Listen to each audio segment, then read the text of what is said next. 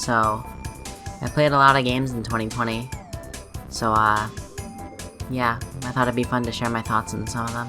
Really, I just like to talk about games a lot, and this is my way of getting this out. Spoilers, maybe, for these games. I tried to make it not very spoilery, but really, if you care so much, you can skip past any section you like. The timestamps for the sections are in the description. And if you really want the TLDR, then I'll just tell you that you should play these games. Yeah, go play them. With that said, I will now talk about games for an extended period of time. This is probably really not enjoyable to watch. me doing that. Ah, okay. Well, okay.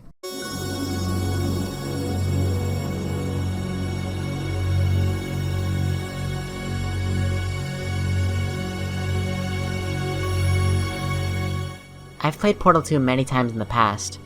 I pretty much grew up with the game, but it was only until recently that I played the multiplayer campaign and actually beat it. Which comes as kind of a surprise to me because when our friend and I played it earlier last year, we kind of breezed through the entire thing with no effort. And as we continued to play, I started to realize more and more how easy of a puzzle game Portal 2 is compared to more contemporary puzzle games like I don't know, like Baba or Snakebird or something like that. I'd say this might be because I don't think the game expands very much on the mechanics that it puts forth when you're playing, but I'm not sure. People might think otherwise, so yeah, I'm not sure. And if you want more of a challenge, you could play the community-made workshop maps, but that's always really a hit or miss situation, because I find that the maps on the workshop are either just really, really too easy or too short, or they're just really, really hard and not fun at all to play. And the worst part is, there's no, like, map that's gonna teach you all the hard and, you know, intricate mechanics of the game to get you to that level where you could be playing the very extremely hard maps that people put time and effort into. That maybe you wish you could play, but you just know that you're not good enough, so you're stuck with the really boring and easy levels. Though this doesn't really mean that the game needs to be extremely hard for me to enjoy it. The multiplayer was still a lot of fun. I loved playing back through it with my friend. Yeah, it's just that I think the game's a little bit shallow, that's all. It was still really fun though.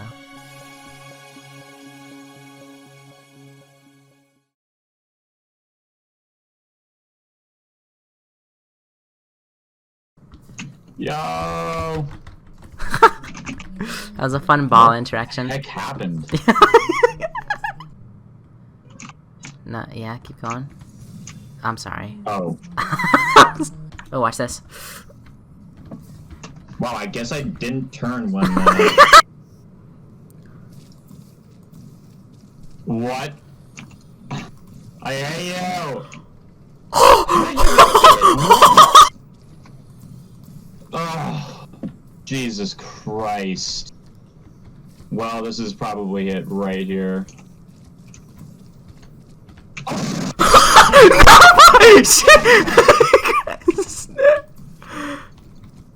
No! Oh my god!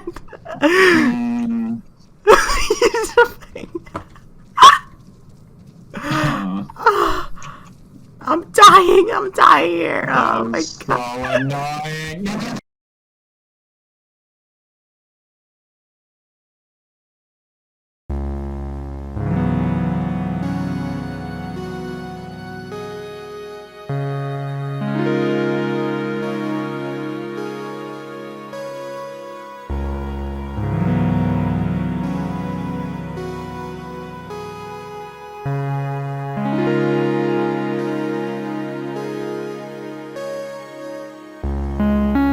I think Fez is the very definition of a great puzzle platformer. The cryptic and riddle-like puzzles, mixed with the simple platforming challenges every once in a while, makes for a puzzle game that surprisingly doesn't feel like a puzzle game sometimes, if that makes any sense.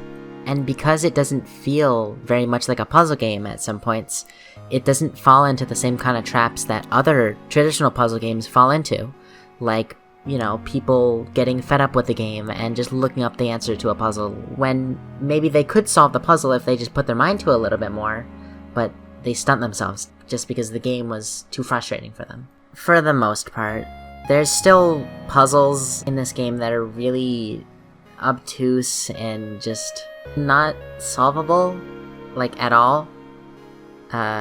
So you might have to look up the answers to some of the puzzles, but not all.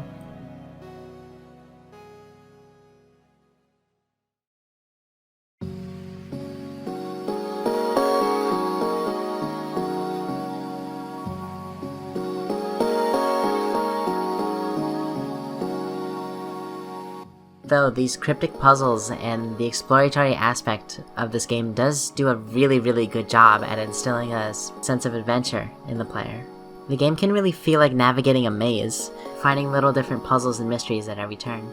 And the player learns to just be interested in every little thing that they come across, like, where does this door lead? What does this symbol mean? And why is there an owl here?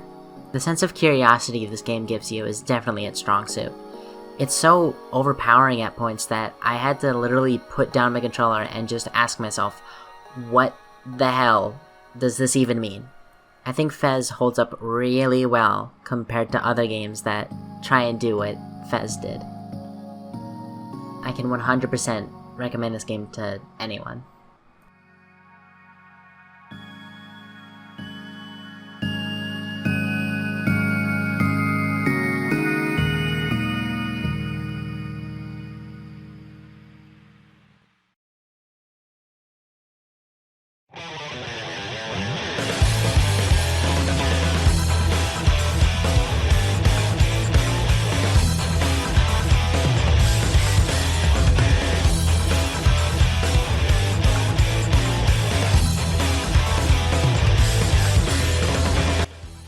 Dragon Ball FighterZ was a game that I was really surprised it gripped me as hard as it did.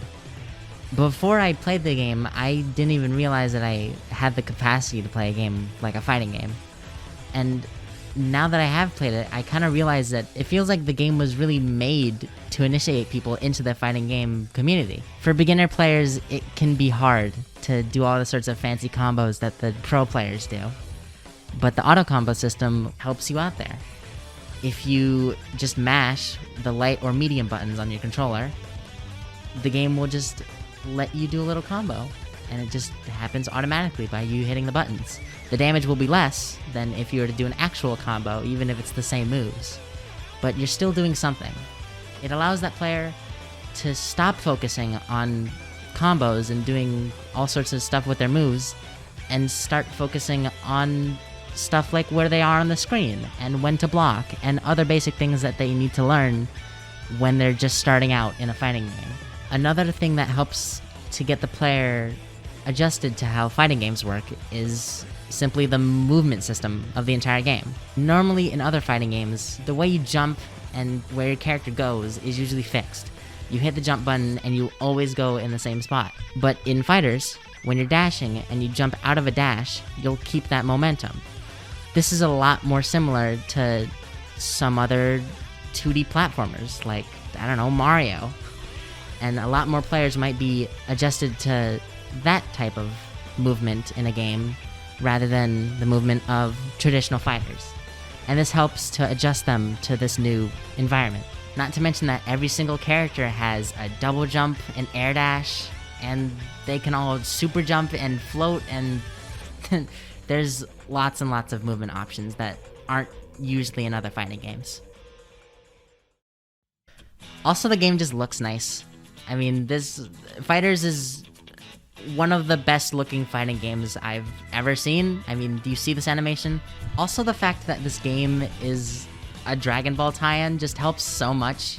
I mean, like, can you imagine a better anime to make into a fighting game? Maybe there's some, but Dragon Ball is one of the first things that comes to mind, of course. And on top of that, it's just so much fun to play as the characters that you know. It's always more fun to play as characters that you know than characters that you are suddenly introduced to in fighting games, I feel. There is one thing that I can't really praise about this game, though, and it's the fact that the online netcode is just garbage. I mean, you really cannot get a stable connection with this game a lot of the time online. You might most of the time if you're using an Ethernet cable, which you should anyway if you're playing fighting games online. But this, the netcode is not the best. And because of 2020 being an all-indoor year, and all of the tournaments having to be online with this game, the community really, we noticed fast that the game's netcode is just not the best. In all, I think Dragon Ball FighterZ is a great game to play if you haven't gotten into fighting games and you want to. It's a great game if you're a Dragon Ball fan, and it gets more and more fun as you play the game and as you improve. And you'll want to improve because the game is so fun. And it's because of all this that I'm still playing the game to this day, and I'm having lots of fun with it.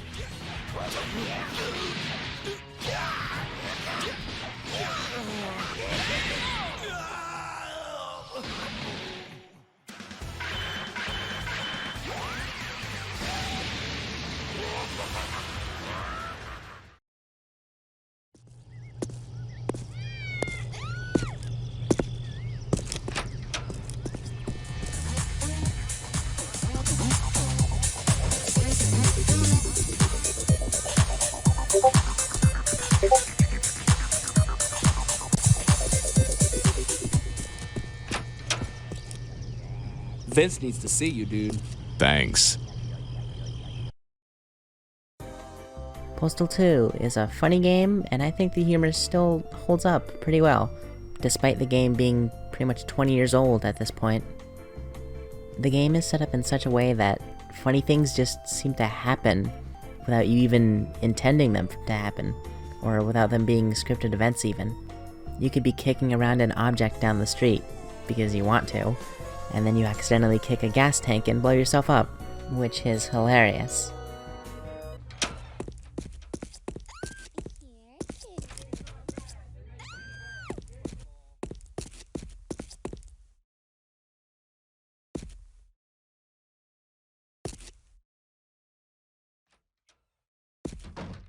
Hey, Vince is in his office. You better go see him.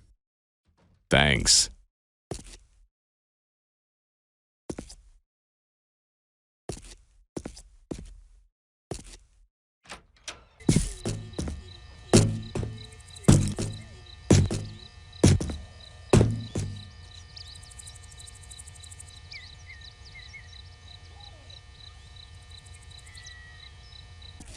Nothing personal, man, but you're fired. But I just started yesterday.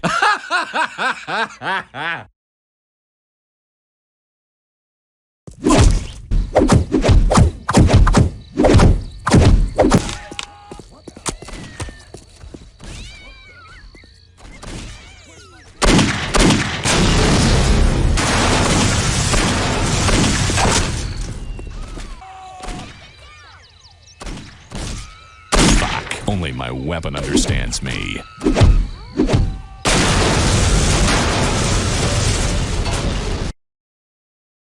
The game's also pretty good from a first-person shooter standpoint. The game's a good boomer shooter, people call it.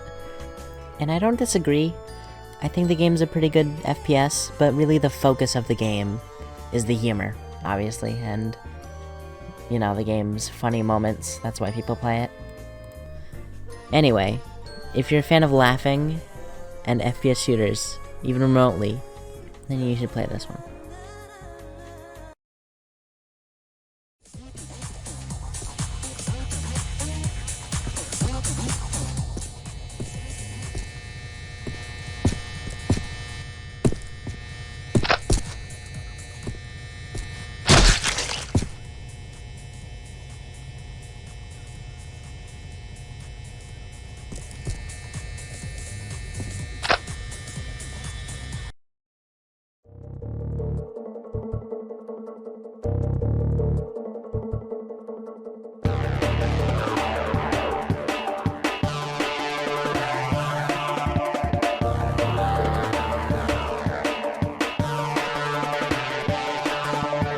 Speaking of games that FPS fans should play, Half-Life 2, of course. Obviously, this wasn't my first time playing Half-Life 2, I just happened to replay it this year, but holy crap, I forgot how much I love this game. I really have a hard time talking about Half-Life 2 and compiling my thoughts because I feel like if I let myself, I'll just go on and on and on about all the stuff that I like about this game, which is a lot, but I won't, because I feel that's boring. I'll just say that, in my eyes, Half-Life 2 is pretty close to the perfect gaming experience.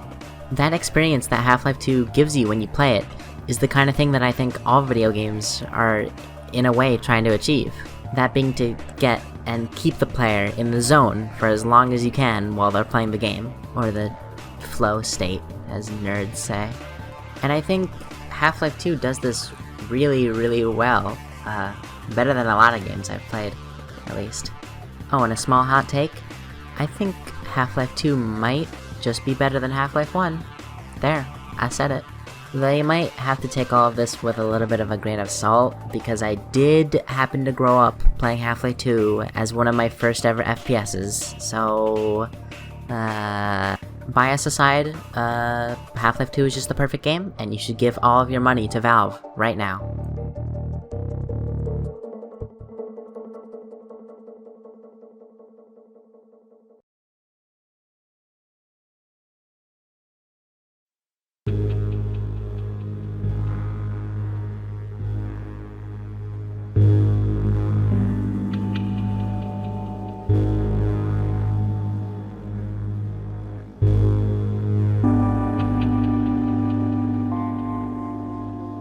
Hyperlight Drifter is nothing but solid. It serves its purpose in being a nice little top-down action game. The gameplay is some of the tightest out there in terms of top-down games like this, but the gameplay wasn't even the reason that I wanted to play this one. The signature art and music alone was what drew me into this game. This game, in my opinion, has easily some of the best pixel art and pixel animation of, like, all time. Not only is the game great visually, the game was full of surprises too.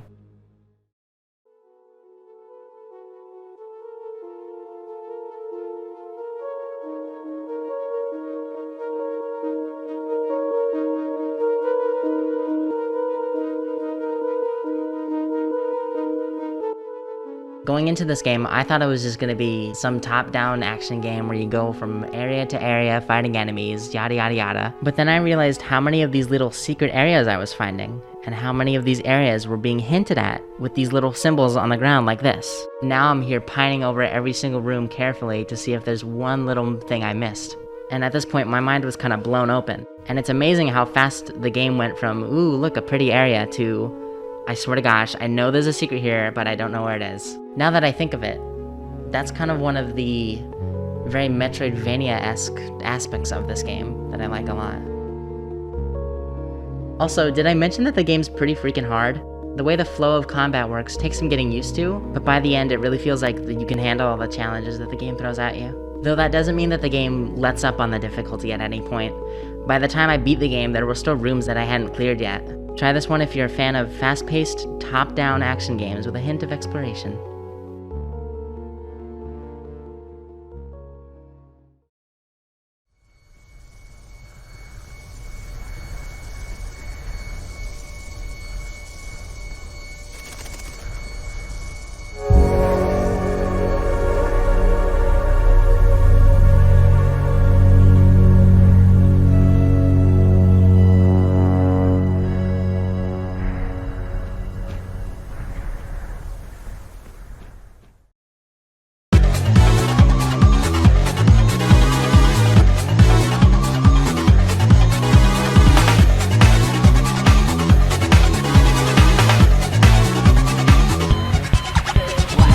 This is the best 2D Sonic game, and no one can tell me otherwise.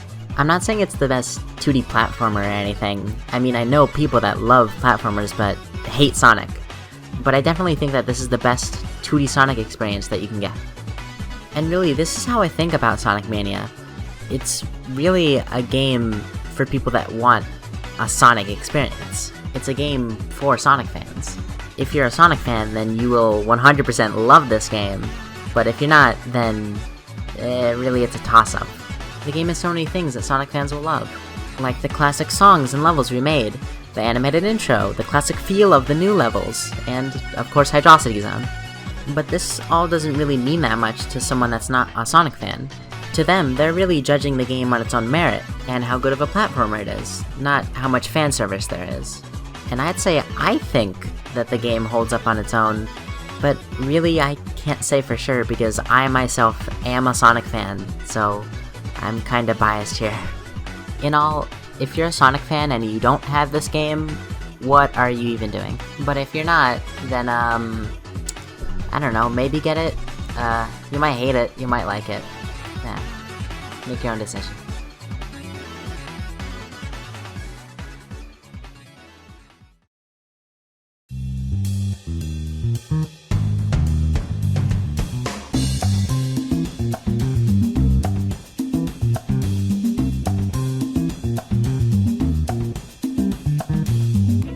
Bloons Tower Defense 6 is probably the most pure and vanilla and classic tower defense experience you can get right now, I think.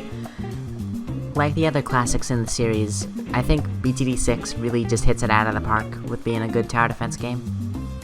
The game's also just good for everyone, I think. I know people that this was their first Bloons Tower Defense game, and they still loved it all the same, and I've been following the series for ever since like 3, and I also liked it a lot. I'd say give it a try. I think the game is like, maybe around $5 or something, so, check it out if you're interested, but don't count on the game to really grip you, like some other game would. Yeah, the game does kinda get a little samey down the line, but if you're really into tower defense games, then you should play it, and I'm sure you will have a lot of fun with it, and you'll stick with it more than I did, I guess.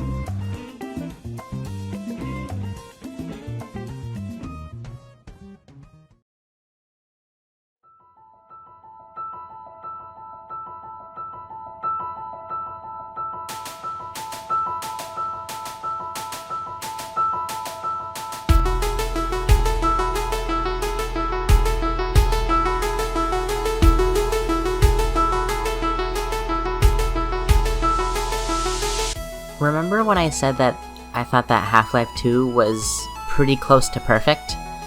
Well, I lied. Celeste is the perfect game.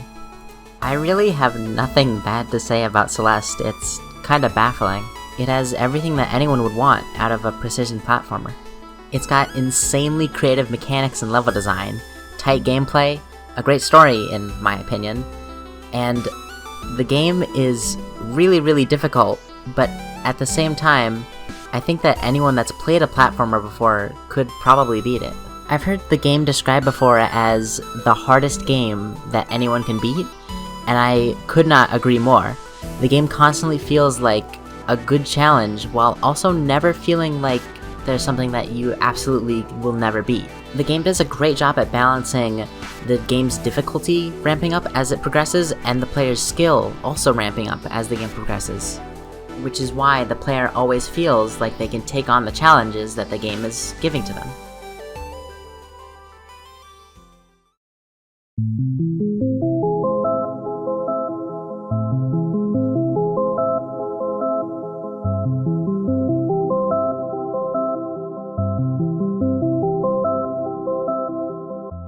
There was a specific moment where this game sort of clicked for me, and I knew it was going to be special.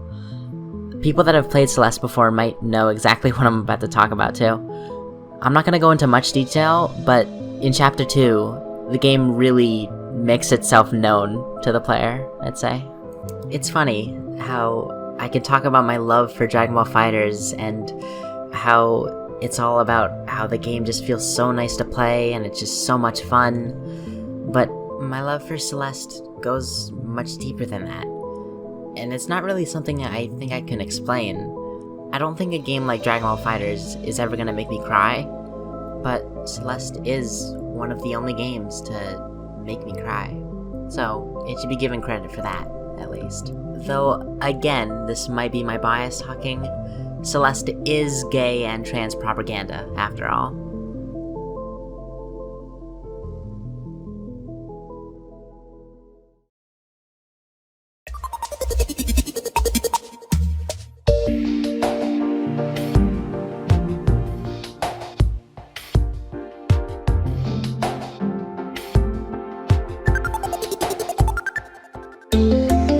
Okay, so Terraria's been out for a while, obviously, and I've played it a whole bunch. So I'm only really going to be talking about the 1.4 update that came out in 2020. So Terraria Journey's End is supposedly the final update for Terraria, so the update is filled with lots of little things that the dev team have been meaning to add for a while. Things like a pseudo creative mode, emotes, an update to the wind mechanic, more Blood Moon stuff, but also much larger things like balance changes and 2 entirely new bosses.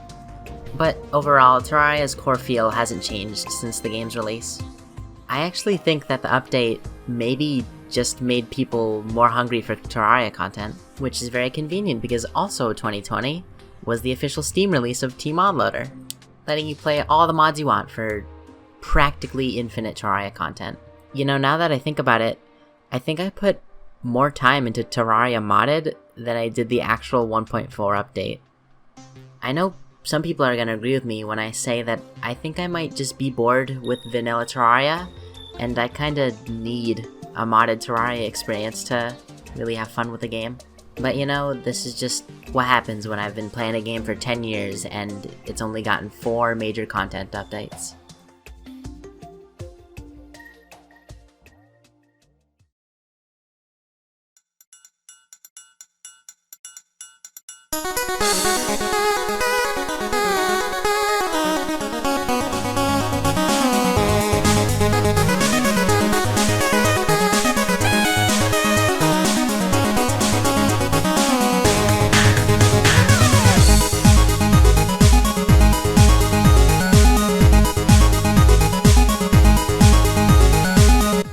VVVVVV is just an absolute classic.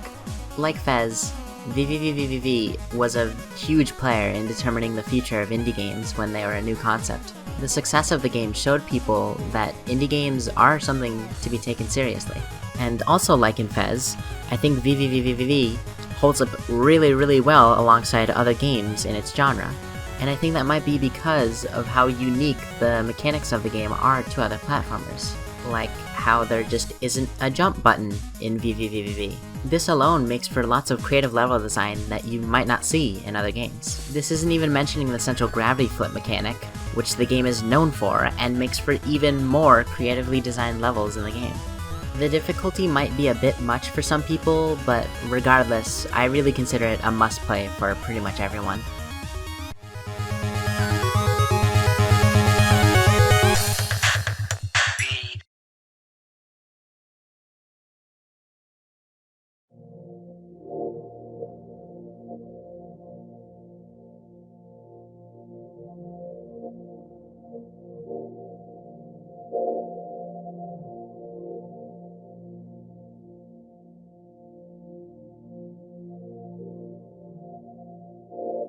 Look, I could talk forever about why Factorio is so good, and why people call it video game crack, and why you'll probably like the game if you're a little bit on the spectrum, and so on and so forth. But for now, I won't.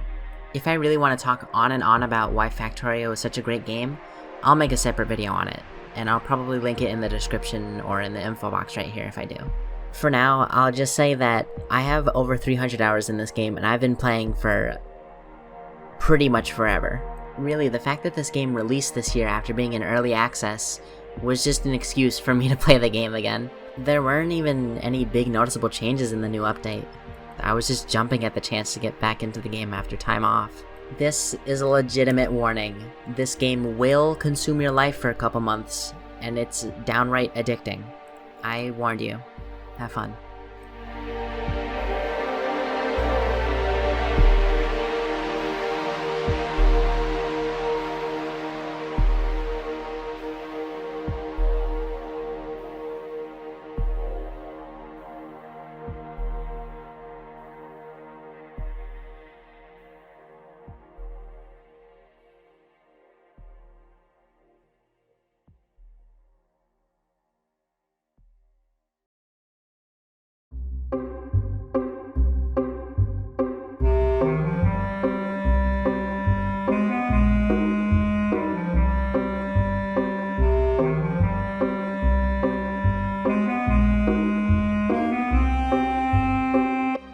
I'm just gonna say it outright. If you've never played any of the other Henry Stickmin Flash games before this point, the Henry Stickmin collection isn't really gonna mean that much to you. I say this because a lot of people that played the Henry Stickmin collection, me included, were people that had nostalgia for the original games. But if you are a Henry Stickmin fan, you probably don't need this explanation of the game, because you've either already played the game or watched someone play the game before this point. The Henry Stickmin collection is what I'd call a very seasonal game. It had its time in the spotlight August of last year, and now the popularity has died down a whole bunch. And this makes sense because of a couple things. First off, the Henry Stickmin collection is kind of a hard sell, I'd say. I mean, around 80% of the game is just remastered versions of other games that you can play free to play elsewhere. And secondly, the core gameplay is based off you not knowing what's gonna happen. So once you've seen the joke or the cutscene once, you've seen it 1,000 times. Because of this, I'd say the game pretty much has zero replay value. Though I will give credit where credit is due, the game did make me laugh a couple times. Genuinely. Though it could still be argued that you can get the same experience out of the game by just watching a Let's Play or something. So... And I'm like, look at how much I care. I don't care. I ended up buffing up my guys and doing like 70 damage. That's funny. Doo-doo-doo. Oh yeah, last night...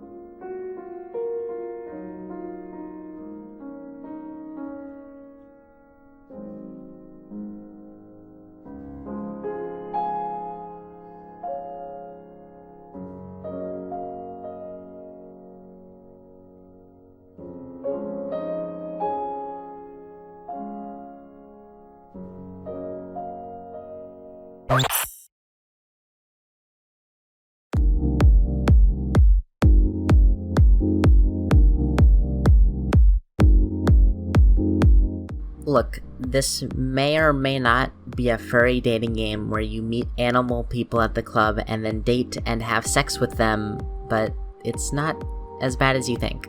If this is too weird for you, then, like, fair enough, but I really thought that Amorous is a pretty good dating game. It does what dating sims are supposed to do, and I think it does it pretty alright. For the most part, the characters are interesting. Some of them have better stories than others, obviously. Some of them are way more corny or just boring, but for the most part, I think the characters are serviceable. If you're curious about this game, then you're in luck, because the game is completely free on Steam. That's because the real cost is the shame you endure when people see you've 100%ed the game. Because I have.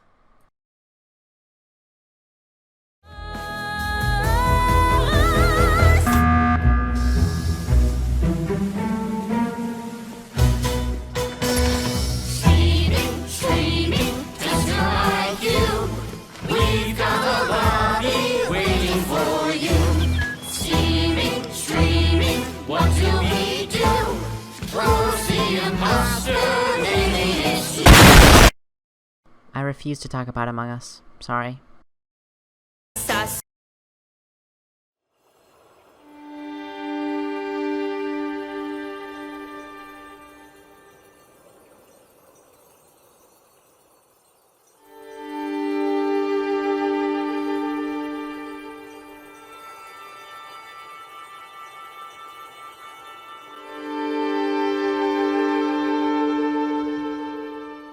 I have another little bit of a hot take.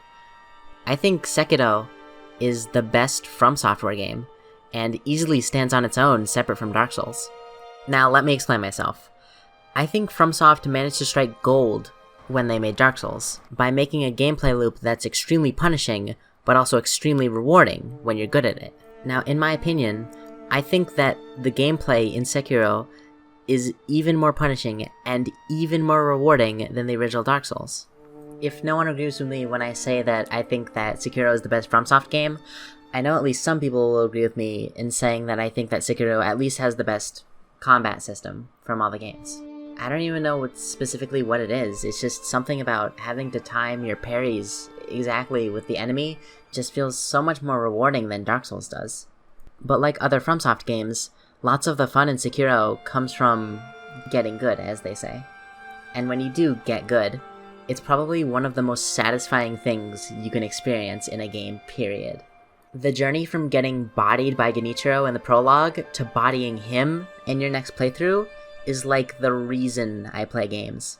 Though, if you want to nitpick, the game does lack other things that fans of Dark Souls might want in the game, like lots of armor sets, and weapons, and items to collect, and the other various RPG elements that Dark Souls has and Sekiro doesn't have. But really, I think this is all just another reason why Sekiro should stand on its own and not be compared to Dark Souls, because, you know, when you're expecting something like Dark Souls going into Sekiro, you're automatically gonna be disappointed because Sekiro Shadows Die Twice is absolutely not Dark Souls.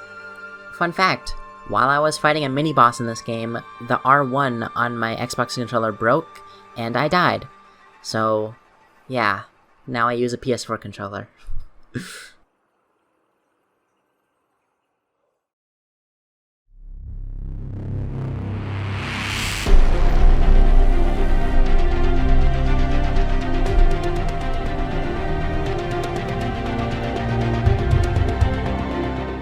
Apex Legends is the only battle royale that's managed to grip me for more than a day at a time.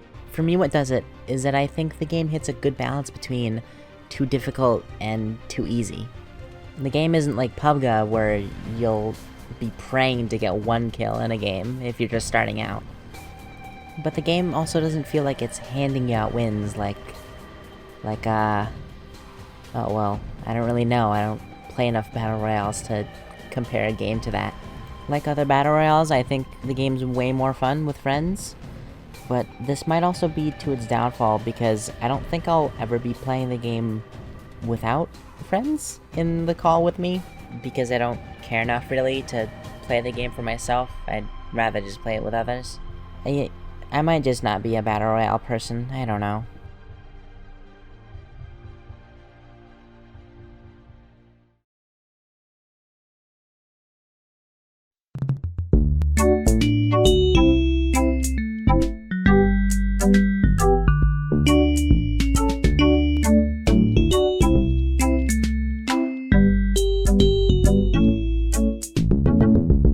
Frog Fraction's Game of the Decade Edition is a free, educational shoot-'em-up game. And to be honest, I can't say much about the game without spoiling a lot of what's special about the game, so really, if you want to experience it, you should go into the game as blind as you can. What I can say though is that I really did enjoy this game thoroughly, so really there's not much reason why you shouldn't play the game. It's free, and it's not even that long, so go ahead and try it if you want.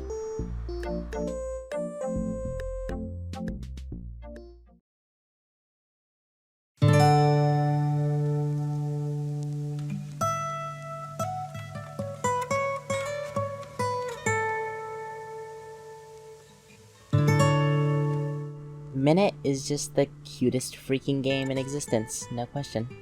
I've never seen a game pack so much stuff into a tiny little package like this, and so neatly.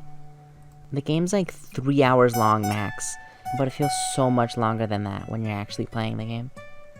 I do kind of feel that they could have done a little bit more with the 1 minute to live mechanic thing, but I guess the game wouldn't be so cute and small if it weren't just 3 hours long then. Either way, I think the game that we have now is the best outcome. Just a cute little puzzle adventure game.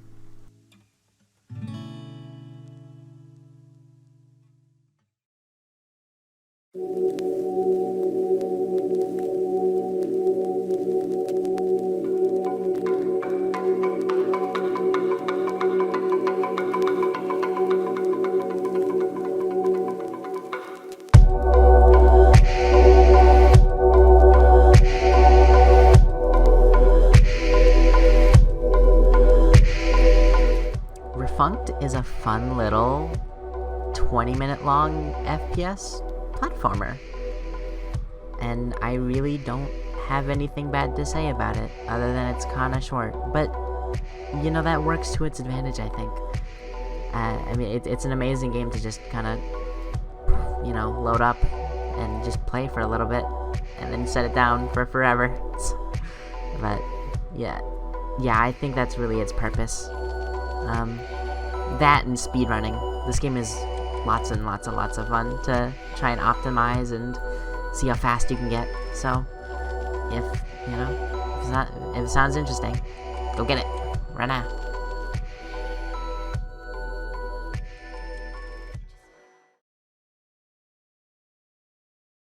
Right, so instead of bringing up the game's soundtrack in every single section over and over again, I'm just gonna list all the soundtracks from worst to best right now in a, like, musical lightning round, okay? Except for these games, which I'm gonna leave out of the list, either because they really only have a couple songs on the OST, or it's like Apex or Postal 2, where the most notable song is the menu theme.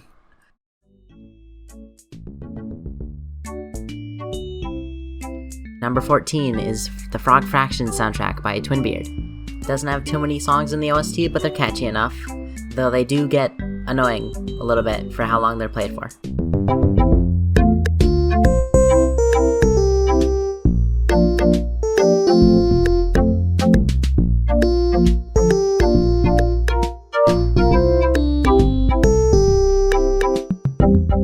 Number 13 is the Refunct soundtrack by Singtu Conley. Just some chill ambient lo-fi beats to jump to. It's not my thing.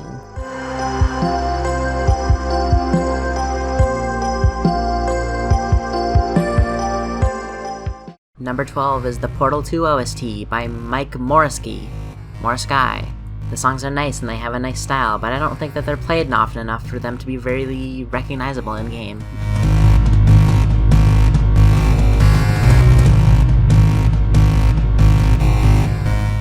Number 11 is the Sekiro Shadows Die Twice soundtrack by Yuka Kitamura. It's the classic Dark Souls-like composition, but I think it lacks the number of memorable motifs that Dark Souls or Bloodborne has.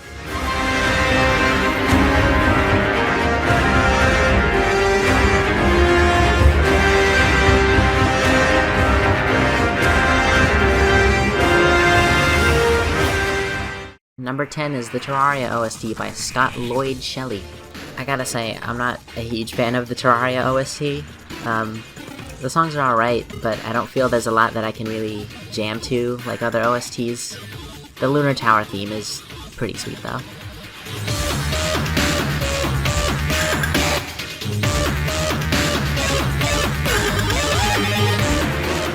Number 9 is the Minit soundtrack by Jukio Kallio. It's nice and cute. It has some memorable motifs too.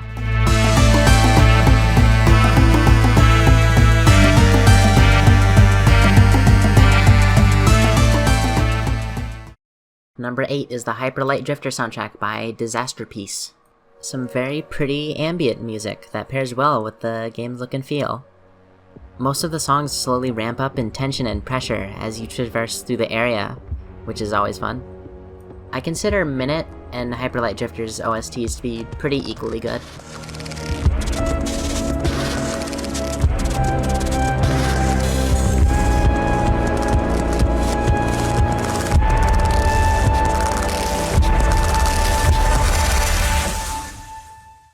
Number 7 is the Half-Life 2 soundtrack by Kelly Bailey. It has some classic songs like CP Violation and Hazardous Environments.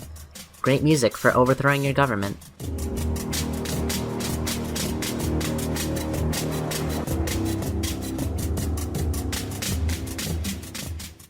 Number 6 is the Fez soundtrack, also by Disaster Piece. I cannot think of a soundtrack that fits its game better than this one. It's the perfect music for puzzling.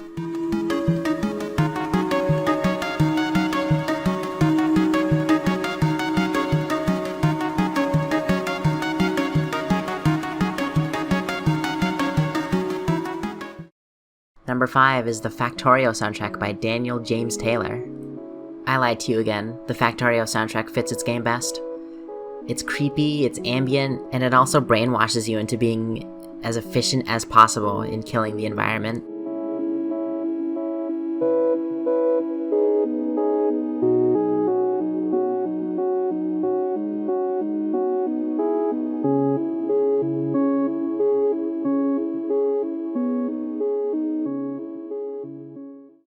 Number 4 is the Dragon Ball FighterZ soundtrack by Hiromi Mizutani and Toshiyuki Kishi. For me, Dragon Ball FighterZ's soundtrack tips the game over the edge for being the most Dragon Ball game a Dragon Ball game can be. When I think of Dragon Ball, I think of the music from this game. When I think of Cell, I no longer think of his theme from the American OST of the show, I think of the Cell game's theme from this game. It's metal as heck. I love it. It's great.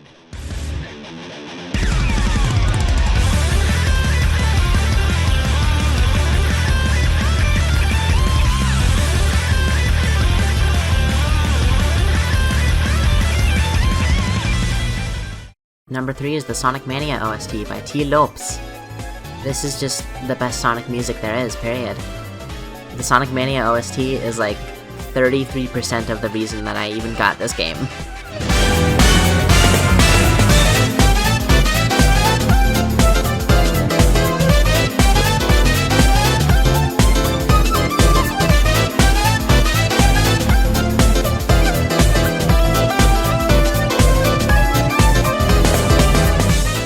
Number 2 is the VVVVVV soundtrack by Magnus Palsson. Yeah, this soundtrack is just straight bussin'. It's also pretty great dance music.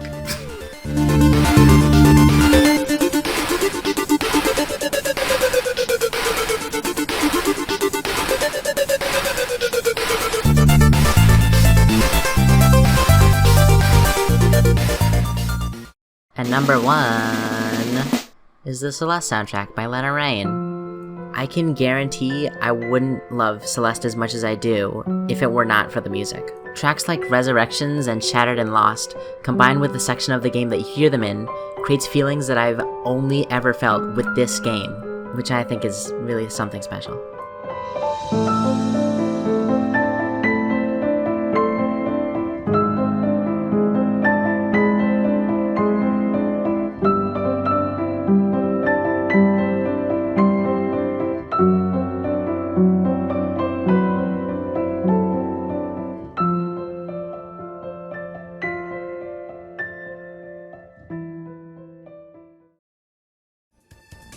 So, while writing notes for this video, I realized that I did play Animal Crossing New Horizons this year when it came out, but I'm not gonna go back and make a whole section for that, so I'll just say that I dropped the game after 2 weeks. Yeah, that doesn't, not to say that the game's bad, it's just not for me. But yeah, this was fun to do. I might do this again for the games I play in 2021. Which, so far, is The Witness, Discroom, and Barnfinders, so look forward to that, I guess. This is weird, this is like the first ever video that I've like put full effort into. I'm not really sure what to say at the end. I guess, thanks for watching, and subscribe.